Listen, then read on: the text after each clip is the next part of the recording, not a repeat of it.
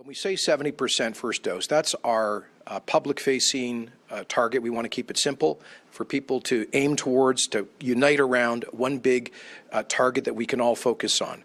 Obviously, we wish we'd had broader second dose coverage by now, but because of the delays in federal procurement, we've ended up at a situation where we had to go long on the first doses. But you can see the health impact it is having. You can see how it is helping us, obviously, to keep one of the lower death rates of the large Canadian provinces, but also to be driving down hospitalization numbers now.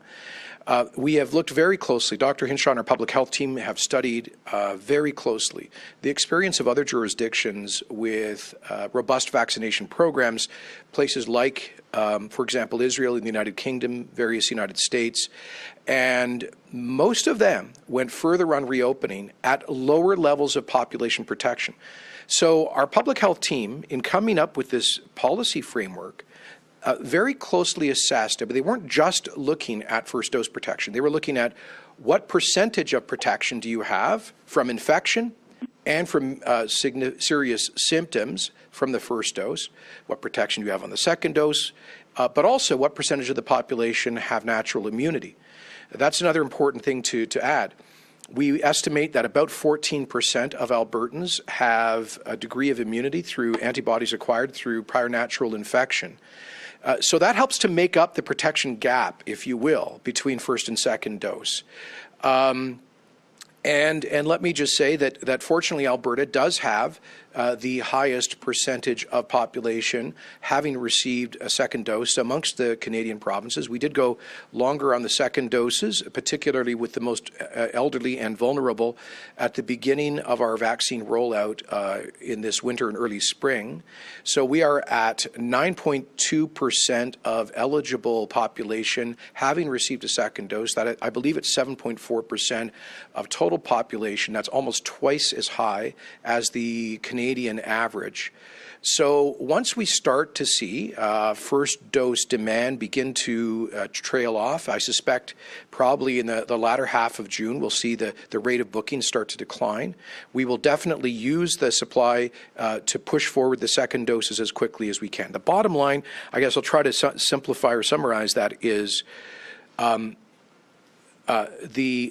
key public metric we're using, which is first dose, has beneath it a deeper analysis of what constitutes population protection, including the 9.2% with double doses, including the 14% with natural immunity.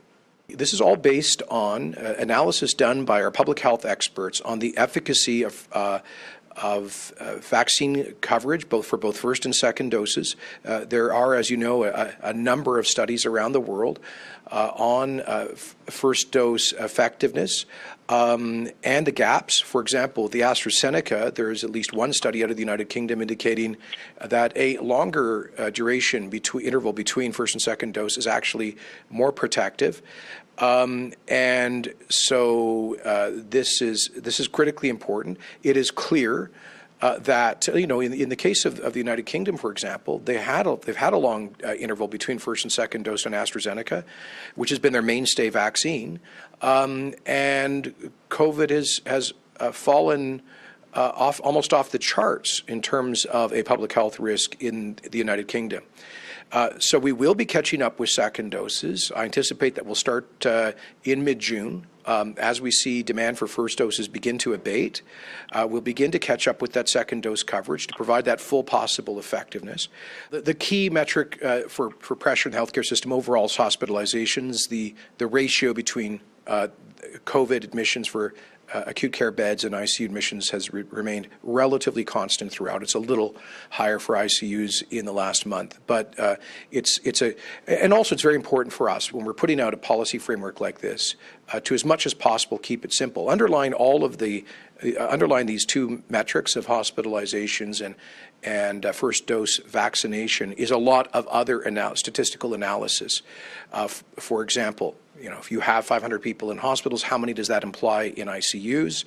And if you have 70% first dose vaccination, what does that imply for population protection generally with natural immunity second doses? So there's a lot of other analysis that underlies these top line numbers. We're confident that once we get below 500 acute care admissions for COVID-19 and declining, and we start to reach that, get into that threshold of community protection, community immunity at about 70%.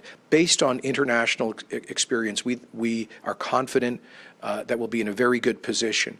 We're not flying blind on this. I guess one of the advantages of Canada having been a bit late to the party on vaccine supply is that we have been able to closely observe the real-world experience of other jurisdictions. I'll remind you that U.S. states like Texas opened completely, dropped all public health measures in one fell swoop. In their case, I believe in the second week of March, when they were at about 15% of first dose vaccine coverage. And they did have higher natural immunity, probably 30 to 40%.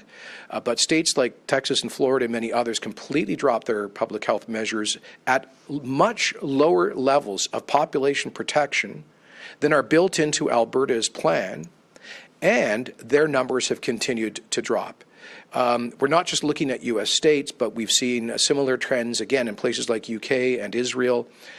So it would be unprecedented in the global experience on COVID for a population at about 70% protection to see a surge in hospitalizations. I guess I would say it's not completely impossible based on the performance of variants that could pierce vaccines, but so far we have not seen those.